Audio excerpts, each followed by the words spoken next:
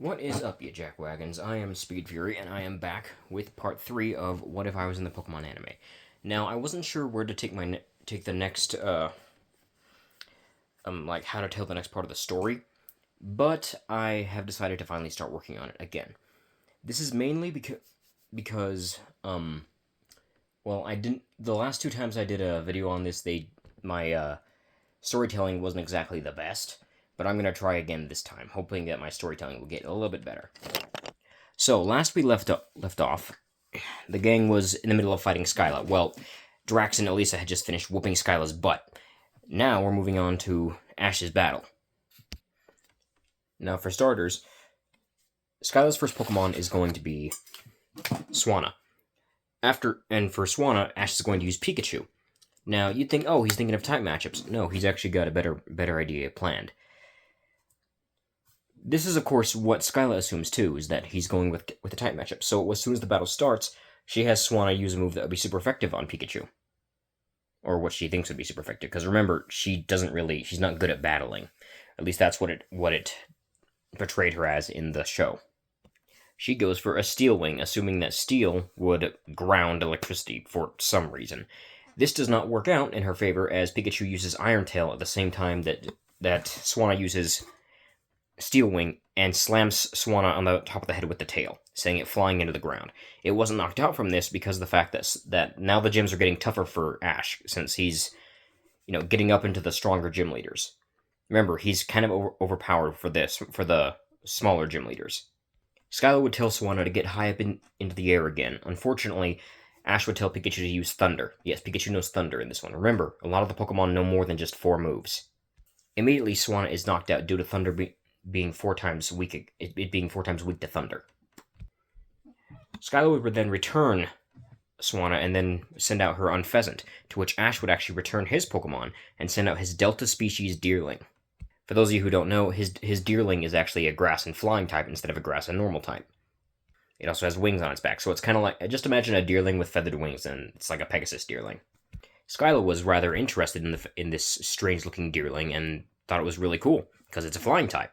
But she got distracted, and as soon as the battle started, Ash had Deerling use Air Slash, which hit Unpheasant, didn't knock it out, but it did quite a bit of damage. Due to the fact that Skyla's isn't as used to battling as she used to be, she's getting distracted a lot and not paying attention.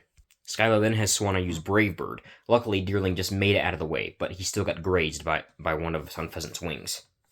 Ash then told Deerling to use Aerial Ace, but instead, a brand new move was now shown.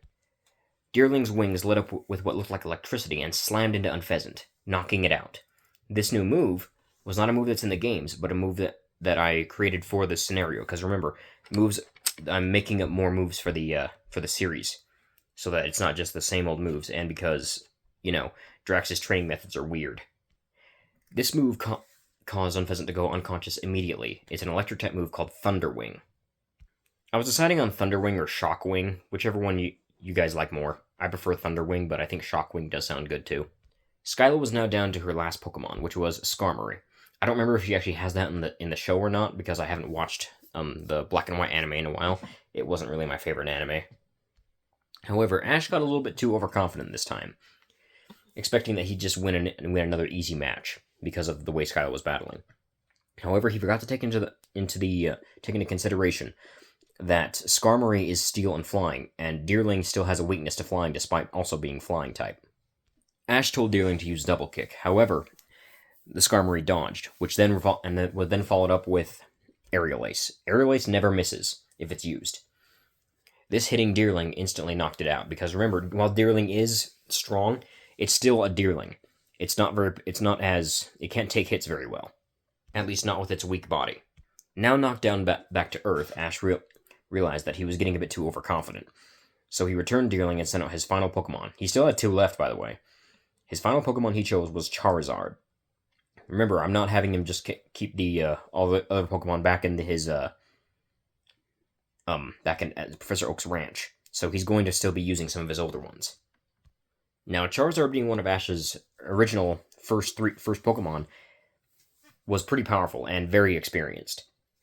However, now it was Skyla who was getting a bit too overconfident, despite the fact that she's only taken out one of Ash's Pokemon. She immediately had Skarmory rush in for a wing attack. However, Ash just sat there and said nothing. As soon as Skarmory got within distance, though, he simply said, "Now." Charizard reeled back. Charizard slammed his fist down onto Skarmory while it was lit on fire. He used Fire Punch. This knocked out Skarmory instantly. Skyla was a bit shocked at first because she didn't know what just happened, but then she realized that she let her guard down again. She told herself that she needed to get back in the swing of things because she's going to be marked as the weakest gym leader at this rate. She's not supposed to be one of the weaker gym leaders. Either way, though, a loss is a loss, and she handed to Ash his badge. Ash and his friends were now on their way to the Ice-type gym. Thanks to the fact that Drax has done the gym challenge before, he knew where he was going. Now, you'll notice that I haven't touched on the other trainers besides Ash and Drax. Well, for the most part, those guys are still the same. They're not really traveling with Ash for any important reason. Like Misty and Brock, they were already gym leaders, and they didn't really catch many Pokemon as is in the anime in the first place. So I, for the most part, left their stories kind of alone because they just sort of caught the same sort of stuff kind of happened with them. Same goes with Silent in this scenario, but I also forgot to like give Team Rocket some. I guess they wouldn't be called Team Rocket anymore since they're not members of Team Rocket. But so yeah, Jesse, James, and Iris all do need to catch more Pokemon then because they are actually going to be influenced by Drax very, very much. For one, Iris is trying to reach the goal of being a Dragon Master, while Jesse and James are just kind of traveling with Drax because they're buddies of his. Meowth too, but I didn't bring him up because he's a Pokemon. The gang was stopped by a girl with red hair and in a strange outfit. She called herself a Dragon Buster and said that her name was... Oh crap, I forgot what her name is. Oh yeah, Georgia. She challenges Iris, saying that she'll beat her dragon types, and Iris admits that she only has one dragon type, and an Emolga, and an Escadrille. And so, of course, Axew ends up losing, but she still sends out Escadrille anyway, who doesn't listen to anything she says, which then results in them having to stop the battle. Georgia being angry that Drax had got between the battle and made the battle stop, and but she shut up when Drax gave her a rather irritated glare. Iris then told Drax the story about what happened with Escadrille and how he never listened to her, but Drax didn't see that. Sounds more to me like that you pushed Escadrille a bit too hard, and now he just doesn't want to talk to you anymore. This is a perfect example of someone not taking their Pokemon's feelings into account. You need to talk with Escadrille and sort your problems out, otherwise you guys are never going to be friends again. This would result in Iris taking time away from the group for a while. Like, they're not splitting up, she's just going over somewhere to talk with Escadrille. Suddenly, one of Drax's Pokeballs opened on its own and came out of one of the what is it called? When the Pokemon come out of their Pokeballs, because of the fact that the balls stay in the suit, they actually come out of like this little hole right here. That's where the Pokemon shoot out of. Anyway, one of his Pokeballs opened up and shot out of the gauntlet, and it was Glaceon. Glaceon looked at Drax and said, "I didn't take you for someone who knew anything about relationships between human and Pokemon." Drax looked at her and just simply said, "If I didn't know anything about Pokemon, I would force you to go back to normal, not let you stay the way you are." Is that the only reason you came out of your ball was to insult my knowledge? Glaceon looked at him and said, "Not the entire reason." I got a question for you. Drax listened to Glaceon since he was somewhat interested in what she had to say. Do you think it's possible for you to give the type-changing ability that Griefist and Gyroblast have to other Pokemon? Drax was about to deny this, but then started thinking, maybe he could. Maybe he could give Pokemon the ability to change type just like Griefist and Gyroblast. He'd need a sample of their DNA to make the serum, as well as other things, but he probably could do it. It could probably be done using another serum that, like the ones he had used on Glaceon and the other Pokemon. But this serum would have to be a mixture of Griefist and Gyroblast DNA, not together, but one of those two, and then a mixture of somebody else's DNA, specifically the Pokemon he was trying to give the power to, as well as the usual components he used to make the serums in the first place.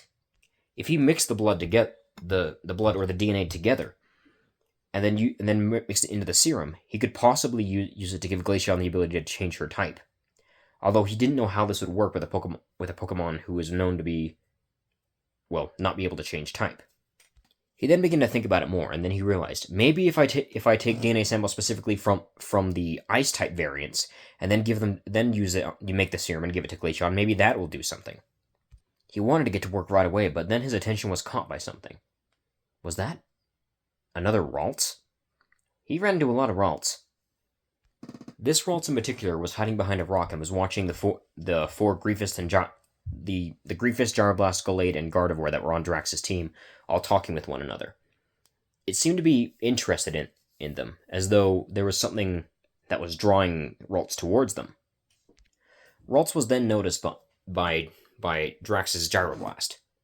The Gyroblast walked over to the Ralts and crouched in front of the Ralts in greeting. Ralts, of course, backed away at first because Gyroblast is the most scary out of all the evolutions.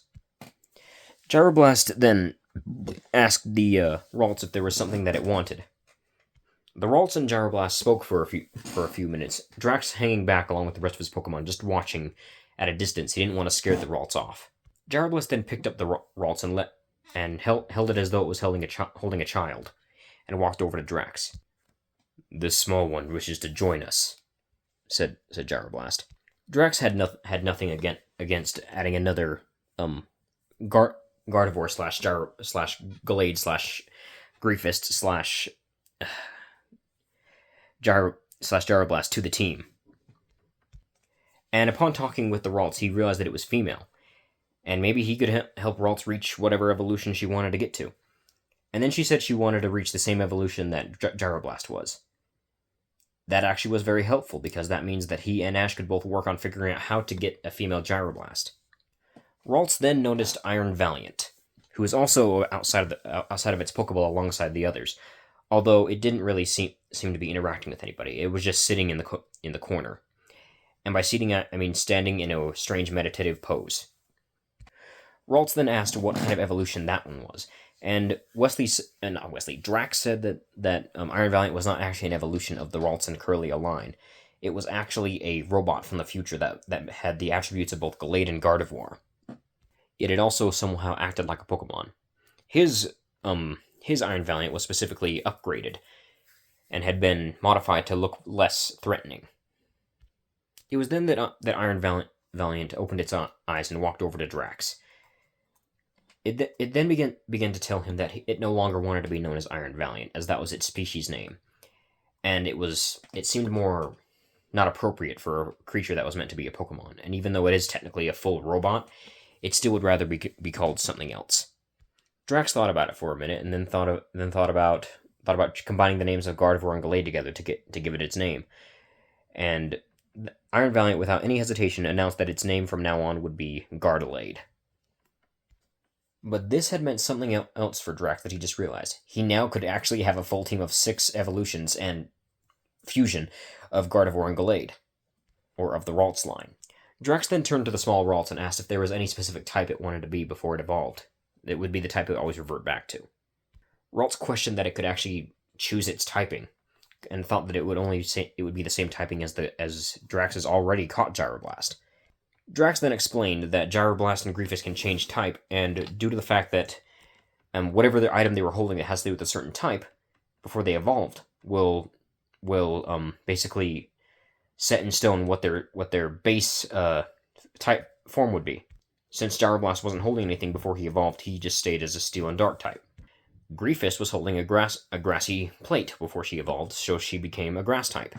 They could both change type at will, but they would always revert back to the typing that they first took when they evolved. Ralts contemplated for a minute until it finally decided on what it wanted to be. It chose a water type. There wasn't any specific reason why it chose water, but it figured that it noticed that Drax didn't really have a water type on his team. He had a Superior, he had a Glaceon, he had Gyroblast, Griefist, Lopunny, Hatterene. Actually, wait, he hasn't... Ignore that last one, he hasn't caught Hatterene yet. Anyway, a weird-looking Skorupi, a shiny Mew, a Magikarp, and even a strange, super tall Lopunny. But none of his Pokemon were actually water type. He needed a water type, and even though the other two could change type at will, it would always just be great to have a water type on hand that didn't just have to change type right off the bat, and it could just be water right off the bat. So the gang continued their journey, while Drax and the rest of his team were focused on trying to find a water plate, or anything water related. Even a water stone could work. Before they reached the ice type gym, it was then that Zekrom, the Zekrom that had been following the gang around, had finally made himself known and landed with a loud thud behind the group. Everyone turned around in shock. Drax not as shocked because he knew that Zekrom was still following them. He was still worried though because he feared that Zekrom wasn't exactly happy with him. Zekrom just stared at Drax for a minute. Not a glare per se, but then again it was a dragon. It always looked like it was glaring. It stared at him for a few more minutes, but with most of the group kind of worried, especially Drax, before finally saying through its mind, "You'll do." Everyone was confused by this, but then Zekrom continued. "Your wish to make your ideals a reality. It resonates with me. I wish for you to capture me." Now, Drax already had a legendary, being Mew, on his team, and before anyone says that Mew is a mythical, that's a thing that the fandom made up. He still technically counts as a legendary. However, Drax was very surprised at this legendary wanting to join him. Now, the legendary he had, being Mew, it was small, and there were plenty of them. There weren't very many Zekrom, and as far as he knew, there was only one. He had his theories that there may be more than one, because every Pokemon does have a shiny variant, meaning there must be more than one Zekrom. However, there'd only ever been one whenever one was seen. Never more than that. And Zekrom specifically was tied to a certain kind of thing, like how Palkia and Dialga were tied to space and time. Celebi also being paired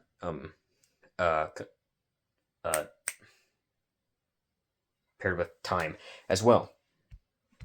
The fact that the Zekrom, of all things, chose him was astounding. He didn't expect that to ever happen. And without any reason to say no, he said yes, and so he had his first larger legendary Pokemon on his team. When they arrived at the gym, they realized that the gym had been shut down. Why? A nearby resident told Drax that the gym leader had recently retired and had decided to take on a role of being a movie star. This bothered Drax a little bit because that meant that they'd have to go look for other gym leaders. He knew there was more than just those last two gym leaders, but it was still annoying that they came all this way and he wasn't even a gym leader anymore. They decided to head to Roxy's gym. Due to the fact that Roxy was a newer gym leader and the fact that Drax already knew her before she became a gym leader, he knew exactly where the gym was going to be. Probably in that old underground basement where her and her friends used to hang out. So they began traveling to the city where Roxy lived. They had to take a boat across the water to get there, though. Before that, however, they decided to do a little bit of training. During this training, Ralts evolved into a Kirlia, and it wasn't long after that they actually had found what they were looking for, a water stone. Now, they were hoping for more along the lines of a water gem or a water plate, but a water stone would work just fine, too. The reason they didn't want to use a water stone was because water stone can also be useful for evolving any Pokemon that need a water stone in the future. They finally arrived in the town they needed to go to take the ferry over to... Not the ferry, the ship, or whatever, I don't remember what they're called. The nearby ship to take over to the town where Roxy lived. I don't remember what the town's called. Sorry if I'm getting names wrong. I think it was Aspertia City, I'm not sure. Before they boarded the ship, however, they noticed an ice cream truck selling ice cream, and Drax noticed a very familiar head of blonde hair. He'd know that blonde hair anyway. Nobody else has hair that long. He began to walk over to the woman, with his friends being confused as to what he was doing. When he got close enough, he simply called out, "Just go with your usual. That's what you go with anyway." The woman turned around to see Drax, and it was the champion of Sinnoh herself, Cynthia. Drax knew Cynthia because while she was into researching the ancient past, he was into technological research. So as fellow researchers, they were good friends. Meanwhile, the other the other members of the group were just kind of confused as to who this person was and why Drax was all of a sudden um so familiar with them. They then came back with the woman holding an ice cream in her hand. Drax introducing her as the champion of Sinnoh, Cynthia. Ash, being the fan of Pokemon battling he was awestruck and very happy to meet this person. So was Iris, considering the fact that she knew what her partner Pokemon was. Drax then told everybody that Cynthia was also going to be taking the same ship they were, as she was heading to Aspertia City to then take a plane to go back to Sinnoh. They figured they all might as well stick together while they're on the boat. As the boat began to set sail, Drax told Cynthia that he has a couple of Pokemon that she might be interested in taking a look at. Those two Pokemon in question were Iron Valiant, or Gardalade as they are now called. They don't have a gender because they're a robot, remember that. And his Alpha Lopunny. Immediately, Lopunny began looking around, glaring at everything. Which Cynthia noticed right off the bat that this Lopunny was a lot bigger than Lopunny should be. Like, bigger than her bigger. Specifically, the Lopunny was glaring at anything that got too close to Drax. Cynthia asked why his Lopunny seemed to be so aggressive. Drax responded that it's the alpha of its species, and it's actually from back when this Lopunny specifically is from Hisui, not Sinnoh, which is why it's so big. Because it's an alpha, it is also extremely territorial, and if anything wanders too close to its territory, it gets angry. In this case, its territory is Drax, and all of his Pokemon, and all the friends traveling with them. When Drax said that Cynthia was a friend of his, Lopunny immediately stopped glaring at Cynthia, and just reached upon and patted Cynthia on the head before then sitting down next to Drax, still glaring at everything else. Cynthia was very interested in the fact that Drax had somehow caught an alpha Pokemon, despite it being from the past. But she was more interested in the strange creature that was Iron Valiant, or Gardalade. When Drax explained to Cynthia that he actually caught Iron Valiant in the crater of Paldea and that she was from the future, Cynthia was even more interested. She had actually been to the crater of Paldea recently and had seen a few of the Paradox Pokemon, as they were called, while she was down there. Of course, she avoided them instead of going near them like Drax did. She also got after him for actually putting himself in danger like that. Drax simply said, "Hey, all it took was a couple of good words, and now we're friends." Cynthia then reached into her bag and pulled something out and handed it to Drax, saying that Iron Valiant would probably have more use for this than she would. He looked at it and realized it was some kind of cylindrical device.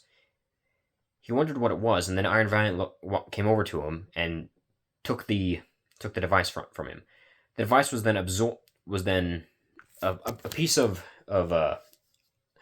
Gardalade's body opened up, and they put the thing inside before the panel that it put it in closed up. The Gardalade's the pink glow in Gardalade's body then began to glow brighter. It seemed to power up Gardalade in some way, shape, or form. Gardalade then explained that it was called booster energy, and that it was used to power up the robots from her future. Meaning, this meant that there were more than just Pokemon that ended up in the past. There was also some items from the future. However, Drax got another idea from these booster energy packs. He wondered if he could replicate the technology and put the same kind of type changing abilities into Iron Valiant. After all, Iron Valiant was a mixture of Gardevoir and Gallade. It might be easier to test on Iron Valiant before testing on Glaceon. Although now that he thought about it, though, it'd probably be easier because Iron Valiant's a robot and not a real Pokemon, or not a living Pokemon. Iron Valiant then looked at Drax and got up close to him and asked him a question. "Why do you keep calling me it or they?" Drax explained that she's a robot, and that Gardalade is a robot and doesn't have a gender. Gardalade then explained, "There's a reason that I chose the female voice when you were giving me different choices for voices." Drax then said, "Oh, I didn't realize that you actually thought of yourself as female, because, you're a robot. And, well, you're supposed to be a Pokemon, so..." All of Drax's Pokemon nodded at this, because they all felt the same. Most Pokemon don't really care about deciding to change or choose what gender they want to be, because they're fine with just being what they are.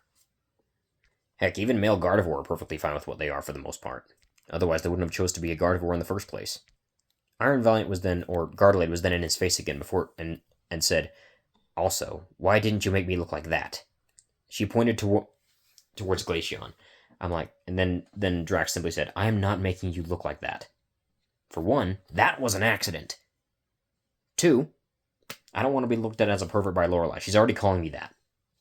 "And are you?" said Iron Valiant.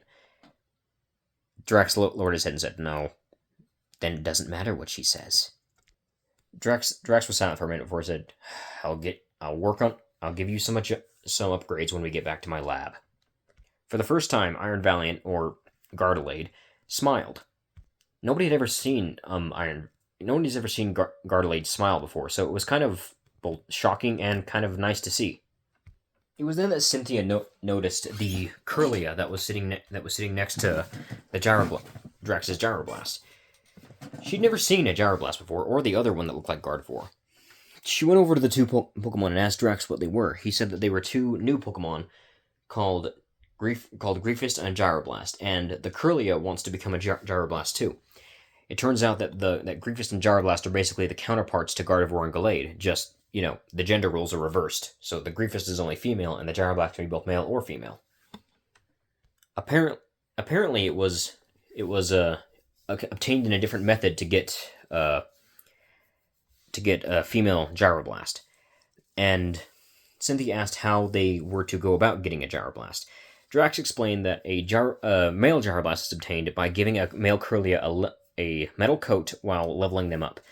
However, they don't know what is different for the female Curlia, for the female Gyroblast. They already have the item they need because the item that she wants to change her type into the water type, but they also still need to get a hold of another metal coat, which they don't have at the moment, nor do they have the whatever else they need to get Curlia to evolve. Cynthia just happened to have a metal coat on her and happily gave it to Drax. She wanted to actually witness how this strange evolution method works. Ash's Curlia was also nearby, and they had actually been trying multiple ways to try and get her to evolve into a Gyroblast, but none had been working. Unlike Drax's Curlia, Ash's Curlia actually wanted to evolve into a ghost type. And so luckily they had found a Reaper Cloth, and Curlia had always kind of kept that with her. Ash's Curlia also had a metal coat already, but no matter what they did, it seemed that she wouldn't evolve, no matter what they tried.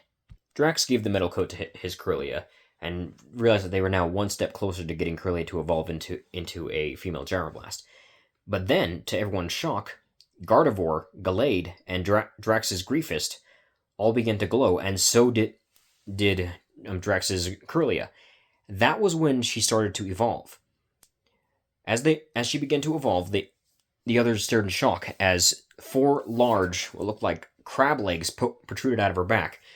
Her right arm took the shape of a crab's claw with what looked like a nozzle, a barrel in the middle, and her hair grew, or whatever the stuff is on her head. Her hair grew longer. She had a skirt in place of what the male version had, and had more what looked like boots on her legs, which they both have boots, but her boots are specifically look more like high heels. She also had a more human-like figure, which made sense because Gyroblasts were already part human. This is Drax's Gyroblast, his female Gyroblast. Having the crab legs on its back, the claw cannon, and it can also retract its fingers to shoot out a weird little red stinger thing on its left arm. This was a shock to everybody, and this also immediately told everyone what they needed. Ash needed to have a Gardevoir, Gallade, and Griefist in order for his female Curly to evolve into a Gyroblast.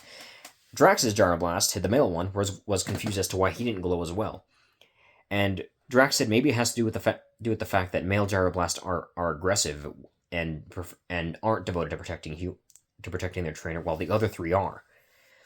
Gyroblast actually saw some logic in this, and maybe specifically Ash had to have those 3 Pokemon in his party at the same time while having Curlia. This meant that Ash is going to have to catch 3 more Ralts now. Ash wasn't too thrilled about the fact that he had to catch more Ralts, but I guess he guessed he would figure out a way to do it. Suddenly, a shadow was cast upon Drax from behind. Drax turned around to see a Hatterene. The Hatterene was just staring at him, looking at him as though it was judging him, or something. Drax knew that some Hatterene tended to be a bit more violent than others, but he knew that that whole thing about Hatterene being extremely violent around people with strong emotions was a lie. That was just one Hatterene that ever did that, and then for some reason that translated over to the other Hatterenes, and people just started making up rumors about it. As the Hatterene stared at him for a minute longer, he reached into the hair that covered the Ernet's body and pulled out an egg and handed it to Drax. Drax, taking the egg, was confused at first, and then he heard a voice. "Hatterene, what are you doing?" A boy with white hair and a pink trench coat walked over, and he realized that Hatterene had handed an egg to Drax. The egg that specifically had already come from his Hatterene.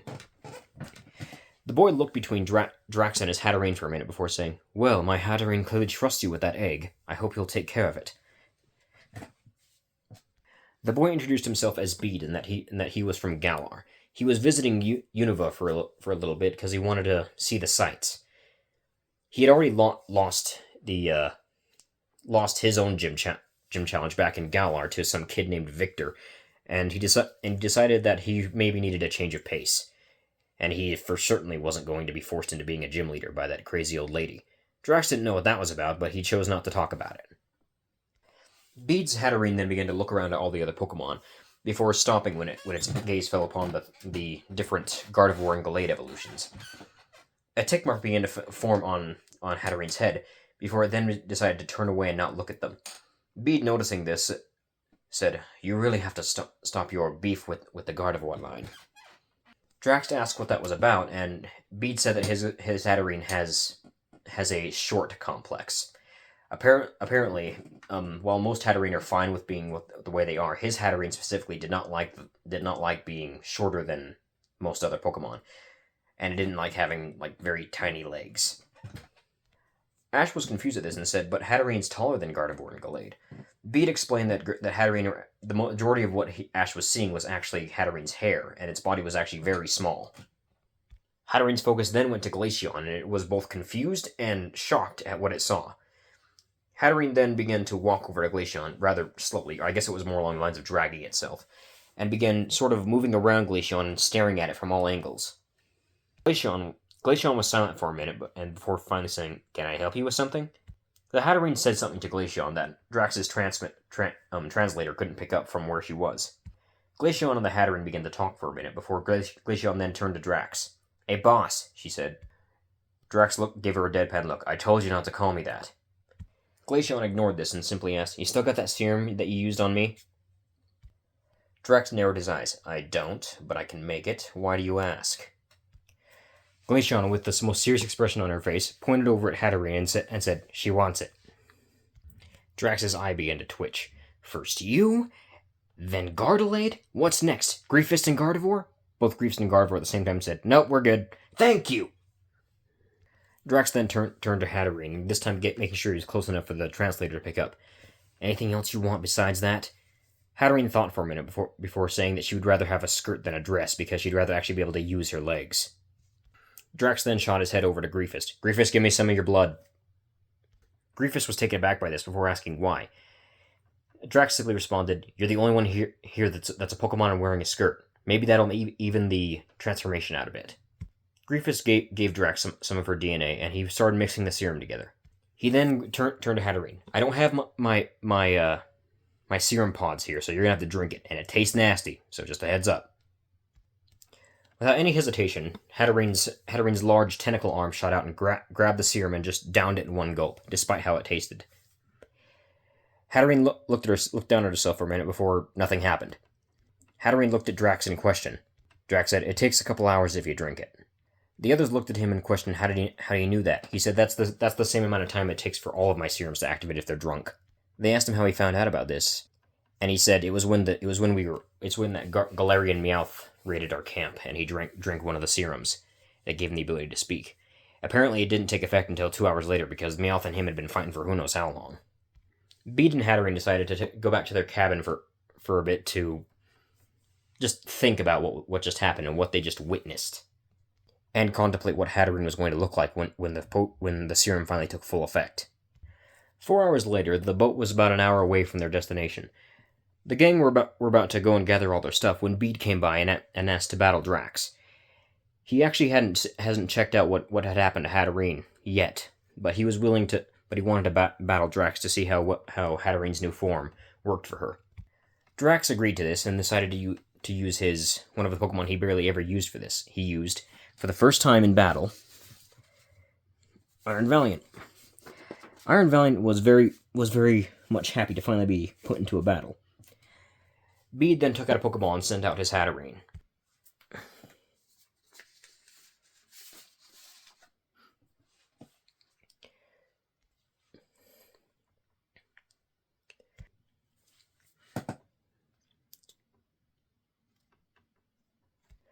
The fight went something like this. For the most part, they were even, with Hatterene actually being able to use melee attacks now. Apparently, she'd become a physical and special attacker now with her new form.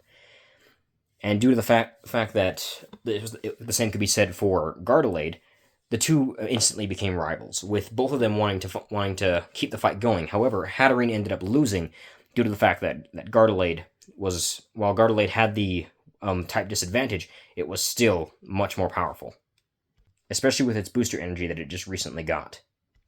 After the battle, Bede was happy. He finally got to... His Hatterene was finally happy for once, and was, well, happy with its new form. While he was more unsure about the new form at first, he was just happy as long as his Hatterene was happy. After everything was said and done, the group parted ways with Bede and Cynthia, heading towards the gym. When Roxy saw Drax, she was happy to see him and gave him a big bear hug. Unfortunately, this also popped Drax's back very painfully, with Elisa snickering at the spectacle. Roxy was happy to battle a new trainer. She barely got any challengers as most of them didn't know where her gym was. Ash took some time to decide on what team he wanted to use. He knew that he was going to use Kirlia in the fight because poison types were weak to psychic, but he also needed to make sure that he was careful. Despite the fact that his Kirlia was very much overpowered for being a Kirlia, he still needed to be careful, as Roxy was one of the stronger gym leaders. He also decided on Pikachu and Krokorok, as Krokorok would have an advantage and Pikachu was Pikachu. Roxy's first Pokemon was Muck, which Ash responded with Krokorok. Krokorok and Muck threw several gunk shots and what's the move called? Sand tombs at one another, each one wearing the other one down. However, Krokorok was in the advantage due to the fact that it had a resistance to poison types. Krokorok then finished off Muck with an Earth Power, knocking it out. Krokorok was willing to stay in for another match, and Ash let him, although he was kind of worried that he may lose this, so he needed to make sure he was cautious. Roxy then sent out her Garbodor. Garbodor was harder to take down due to the fact that it was, well, bigger and heavier. Unfortunately, Krokorok did not win this when he was taken out by a sludge wave. Ash returned Krokorok and sent in Pikachu. Pikachu was already raring to go. Immediately, he started off by using Volt Tackle, charging directly for the Garbodor.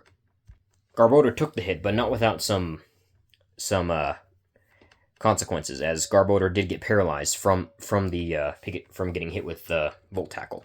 Pikachu also took some slight damage from the Volt Tackle. However, Garbodor was then used Toxic, which caused Pikachu to get poisoned. This meant that both sides were basically in a race against time. Ash then had Pikachu use Dig, while Roxy had Garbodor use Endeavor. Sorry, not Endeavor, Endure.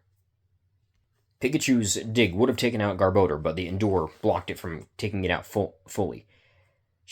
Roxy then had Garbodor use another Sludge Wave from close up, which unfortunately did hit Pikachu, but not without Pikachu sending a Stone Edge towards Garbodor. Remember, Ash's Pokemon can learn moves that they have no business knowing, and if Pikachu can throw a rock, he can use Stone Edge. Sorry, not Stone Edge, I meant Rock Blast. However, Pikachu succumbed to its poison at the same time that Garbodor was knocked out, so it was a draw. This meant that both sides were down to one Pokemon each, Ash with Kirlia, and Roxy with Scolipede. Like in every battle, Drax had actually set out all of his Kirlia and Ralts evolutions. And of course Gardelade too. They were all cheering for Ash's Kirlia, all 6 of them. Ash's Curlia was actually doing pretty well. It was actually able to avoid most of Scolopede's attacks, and every now and then hit it with a psychic punch or with a fire flamethrower, which it used like a Kamehameha. Then Curlia was hit with a pretty hard-hitting gunk shot. This actually put Curlia pretty close to being taken out, because remember, Curlia can't take hits very well due to its weaker body, and it also has a weakness to poison. Curlia then heard the cheering from all its evolutions from behind it, and began getting back up.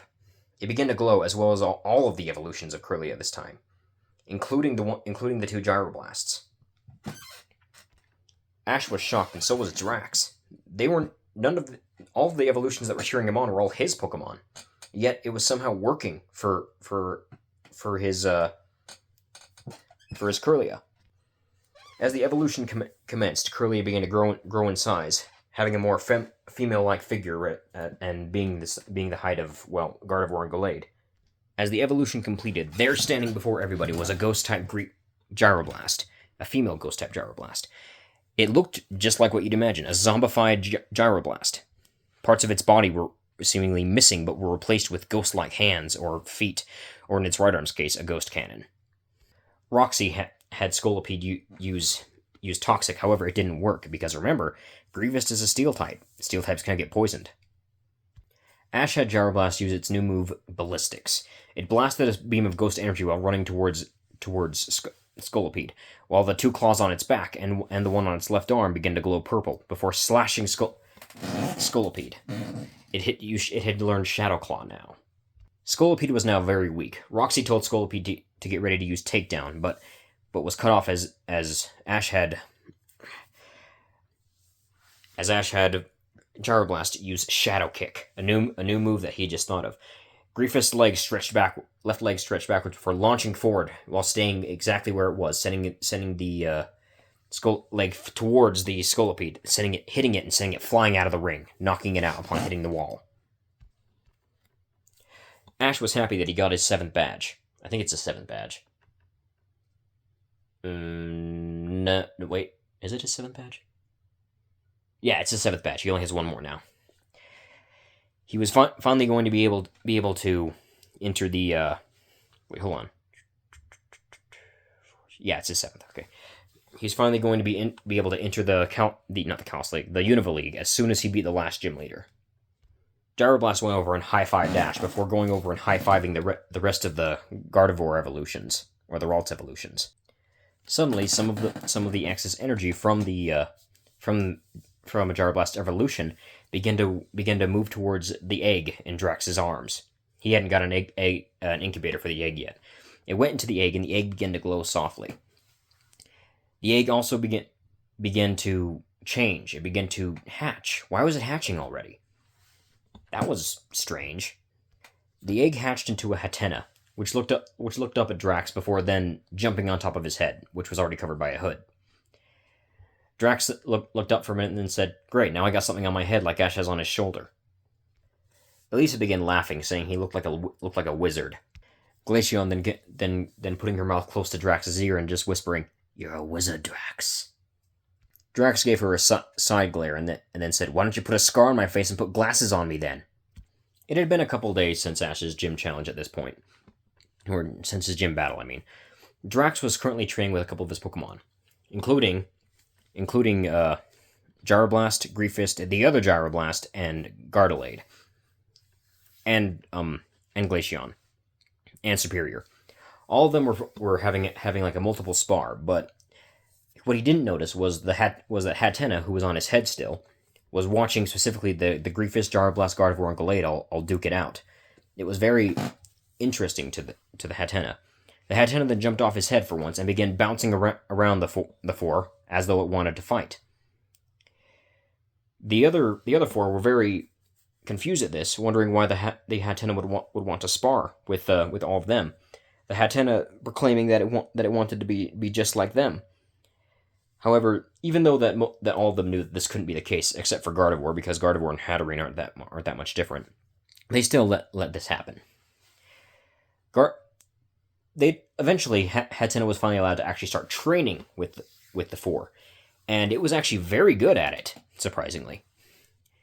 But what really caught everybody off guard was when it started using moves that it shouldn't be allowed to use. Drax hadn't really taught any of this yet, and it had just barely started training. But it started using moves like Dig, moves like Psyblast, some of the moves that even Drax had specifically made up, like Sand Punch. It didn't even have arms. How was it using Sand Punch? It wasn't long before it evolved for the first time into Hatrem. Drax noticed that was a rather quick evolution, especially for Hatena.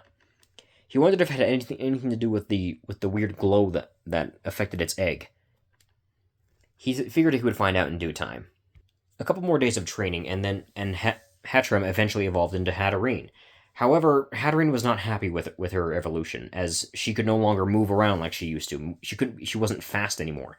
She couldn't deal the same amount of damage she could before because she couldn't pick up the amount of speed that she had. Upset at this, Hatterene would go over to the forest and just sit down by a tree. Sad that she could no longer fight with the four evolutions of Ralts that she had come to call her brothers and sisters. Hatterene wanted to be able to fight with her, fight and spar like she used to be able to, but she couldn't do that anymore. She then remembered that she had always been told stories about how Glaceon had come to look the way she did, and she even had heard that the person who originally laid her egg, or however Pokemon laid eggs, even had the same done to them. But that's not what Hatterene wanted. Not exactly. She wanted the same thing. She wanted to have legs, actual working legs again, or I guess something similar to the pigtail she used to use to walk around. But she also wanted to be able to fight just like her brothers and sisters, the Gardevoir, Griefist, Gallade, Gyroblast, and Gardelade, or Iron Valiant. So one day, when Drax was not paying attention to her, Hatterene had snuck over to his backpack and began rummaging through it, until she had found the serum that she had been looking for. This was the original serum, and it looked like it was the exact same one that had been used to help Glaceon, because the vial specifically said on it, "Do not touch, this is the bad serum." Hatterene, being Hatterene, did not listen. While a lot of people didn't know this, Hatterene was actually very smart. She used this in one of the scuffles that she had attempted and failed at. That's with quotation marks, by the way. To try and get some DNA from Griefist. Luckily, she managed to get some and figured out the same methods that Drax used to make the serum. He mixed the Griefist DNA serum with the Do Not Touch serum, as Drax called it, or the bad serum. After mixing it, Hatterene was about to drink it, but then Drax had come into the tent the instant that she was about to do it, and caught her about to drink it. Drax tried to lunge for it, but Hatterene instantly downed the whole thing, and then used teleport to get out of the tent. Drax began chasing Hatterene around, telling her that she doesn't know what she just did. Hatterene, however, said that she wanted to be able to fight the way she used to, and wanted her legs back, or at least to have legs. Drax eventually got irritated and decided to walk back to the tent, and this time he made sure to lock up all the vials into like a little safe that he had built. A couple hours later, everybody witnessed Hatterene's new form, or her transformation into her new form. She pretty much looked the exact same as her mother did when she first got when the serum first activated for her. However, there were a few changes this time. The serum didn't change her into exact copy of what her mother looked like. Instead, her hair actually changed color. The blue in her hair turned red, and the pink turned green. She also did have the same overall appearance, but her colors had changed drastically, and her body looked to be a bit more well fit, as though she was a fighting type. Hatterene then began to jump around in joy, happy with her new form, and now that she was able to finally fight the way she used to, or at least a similar way that she used to. And the first thing she did was rush forward at Gardelade. Gardelade was expecting this and immediately blocked with one of her pink arm blades. They began to duke it out faster and faster. They noticed that the hand on the end of Hatterene head tentacle thing had more fingers than than her mother's did. She also seemed to have a more feisty and fierce personality.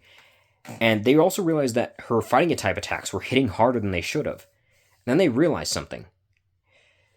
Drax took a look at the serum and noticed that it was also a different color. The serum was a pinkish color instead of the blue that it normally was.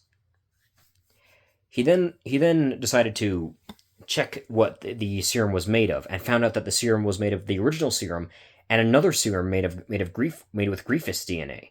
Somehow, Hatterene had made an entirely new serum that allowed her to change type, but also that changed her into basically a hybrid between a human, a Hatterene, and a Grievous.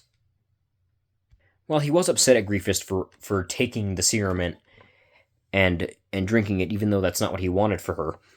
He was actually kind of proud of her for the fact that she had actually made her own version of the serum, and made it so that it was able to, well, she was able to change type, and basically made it possible for him to give the type changing ability to other Pokemon. Of course, he would make some modifications to it so it didn't have the other effects, like making people look more human than they should. He wouldn't be able to change that for Glaceon, but he could still make the serum be able to give them the ability to change type. Of course, like how it was before, Glaceon was going to be the first one he did this to, but he guessed that now it was Hatterene who was the first, even though originally it was planned to be Glaceon.